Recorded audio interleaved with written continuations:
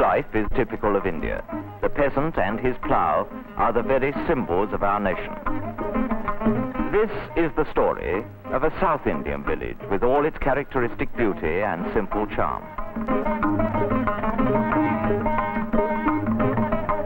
At daybreak, the women and children go to bathe in the stream, while the cattle are led out to graze to the tune of their tinkling bells.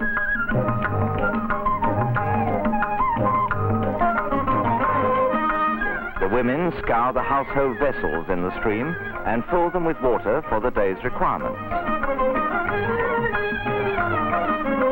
The first important duty of the day is the worship of the village deity, while some of the villagers bathe in the waters of the temple tank, as it is believed that one is thereby purified from sin.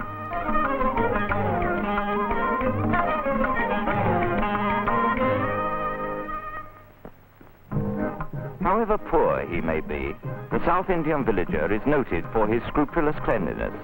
Even the humblest homes are kept in perfect order. Nearly all tasks are performed in company, as community life is especially characteristic of the South. In this street live Brahmins, their house fronts beautifully adorned with columns. As in all villages, news is passed round quickly. In this house, there is much to talk about, as there's going to be a wedding in 2 months' time.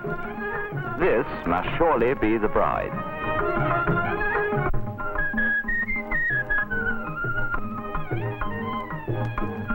The sadhu predicts a long and happy life and numerous sons and daughters, and is duly rewarded by the grateful bride.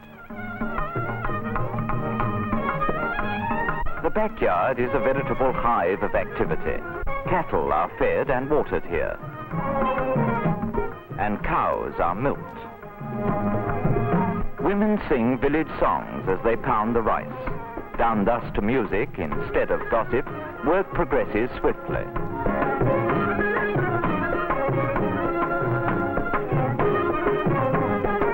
Even the chickens seem to find their share of the task easy. At 8 o'clock, school begins. The children of South India are extremely fond of learning, as these happy little faces plainly show.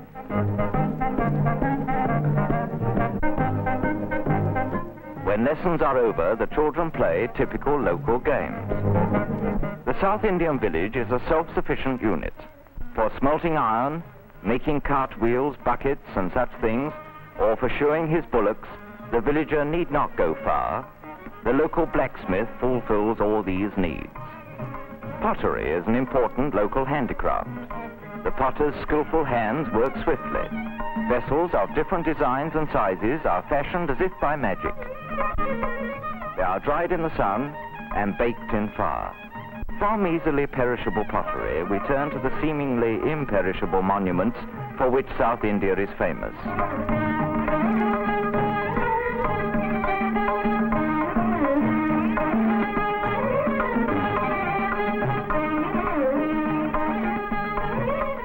These wonderful images express all the emotions, for each of which there is a set symbol. The coconut tree is useful in many ways, and both coconuts and leaves serve a number of purposes. The stem is cut in two, and by interweaving the leaves, thatch is made. The children are taught at a very early age to help in this work. Basket making is another industry in which coconut leaves are used, such baskets being very strong and serviceable. Rope is made out of the fiber from the outer cover of the coconut. The work is done either by improvised wheels or by hand. Sometimes ropes are made from palmyra leaves as well. In many of the villages, the main occupation of the people is weaving. They spin the yarn on the charka, size it, and weave it on the hand loom. Apart from the khadi thus prepared, they also purchase mill yarn and weave it on their looms. Our hand-spun clothing has done much to alleviate the cloth shortage.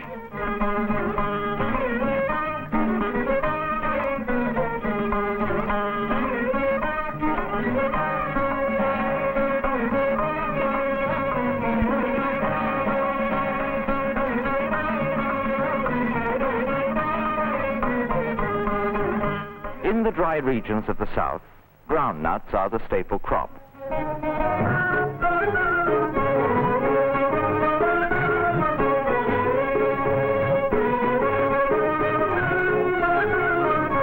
It is not we alone who like to munch them.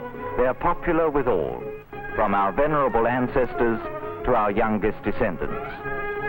Groundnut oil is being prepared here. This oil is widely used in cooking nowadays.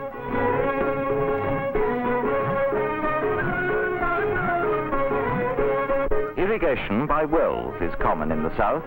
The water is drawn from the wells in large buckets and emptied into the streams whence it flows to the thirsty fields. But even by this ingenious method, irrigation is no easy matter in the dry areas, and a fertile field is often a standing testimony to the dauntless perseverance and tireless labor of the peasants. As soon as the fields have been watered, plowing begins, and in the course of time, waste land turns into green meadows.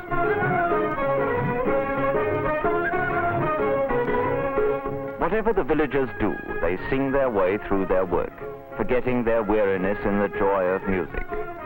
Harvesting, naturally, is an occasion for especial enthusiasm. If the land is their own and the harvest a good one, their gladness knows no bounds, and they seem not to be aware of the heavy burdens they carry as they gather in the crops. As the carriers transport the hay to the marketplace, they still sing their melodious folk songs.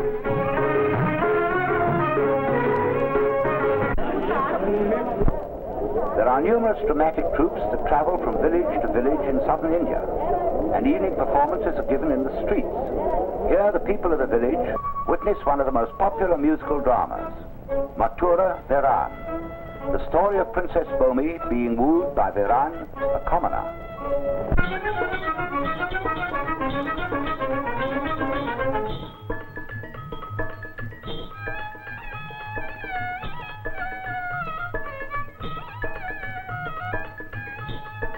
வானம் குமுறுதம்மா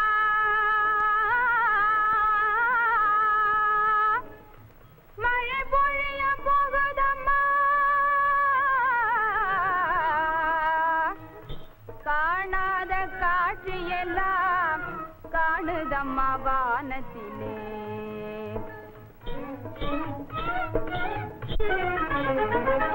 கரியமலை போலே மேகம் திரளுவதை பார் இருளிடையே மின்னல் கண்ணை சிமிட்டுவதை பார் கண்ணை சிமிட்டுவதை பார் அதன் அழகை வந்து பார் என் அழகை நின்று பார் யாரடா நீயும் எங்கே ஆணவத்தோடு வந்து அச்சம் இல்லாமல் எந்தன் அருகில் நெருங்குகின்றாய் யாரோ வென்றென்னை எண்ணி அஞ்சாதே பொம்மியம்மா வீரன் மதுரை வீரன் செல்லானின் மைந்தனம்மா காரிருளில் இங்கே வர காரணம் என்ன கட்டையகி பொம்மியேவும் காவலுக்கு வந்தேன் நானே காவலுக்குதான் தனியாக என்னை விட்டு போகலாமோ தையலே நீ ஏன் உனக்கு ஒரு காவலா இல்லை உந்தனை கூடவுமே ஆவல் என்ன கூடவும் ஆவலா குறும்பு பேச்சு பேசுறி கரும்பே உன்மேல் ஆசை வச்சேன்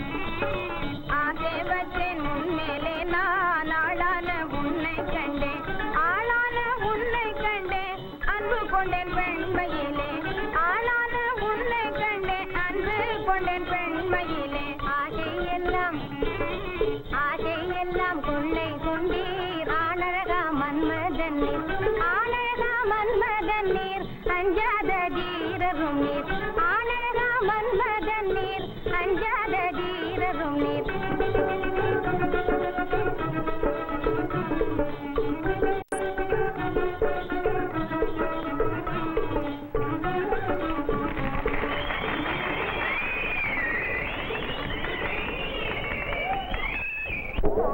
In the second act, Viran persuades Princess Bhumi to elope with him on horseback.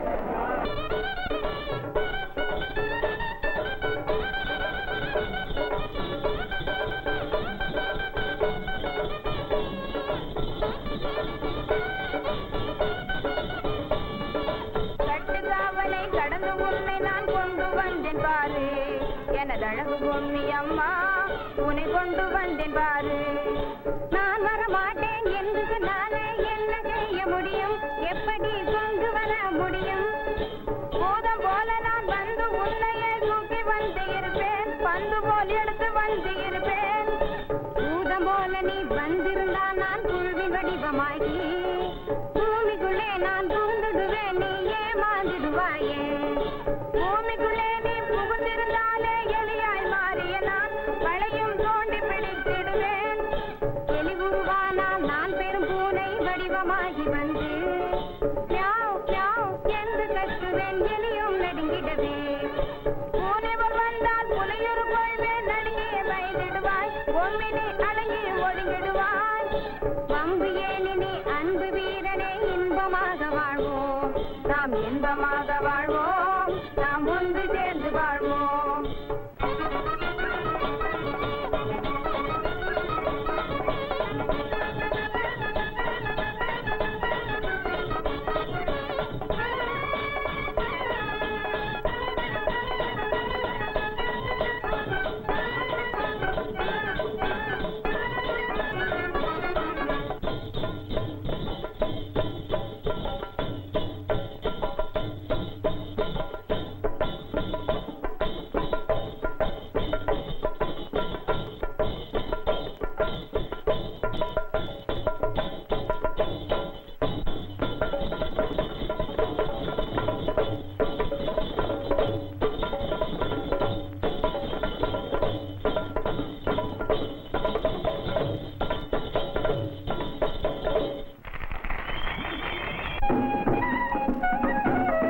The merriest time of the year is undoubtedly the Harvest Festival in the month of January. Pundits and peasants, rich and poor, all flock to take part. First, the images are carried in procession. The village dancer is much in evidence on these occasions, for the South Indians are passionately fond of dancing, which plays a great part in all their lives. The most exciting event of the Harvest Festival is the Jallikattu or bull sport. The enraged animal is let loose with a purse tied round its neck. Whoever now takes the bull by the horns is not only the lucky prize winner, but also the hero of the village. This risky sport provides a thrilling climax to our film on village life of South India. Does anybody want the purse? Come and get it.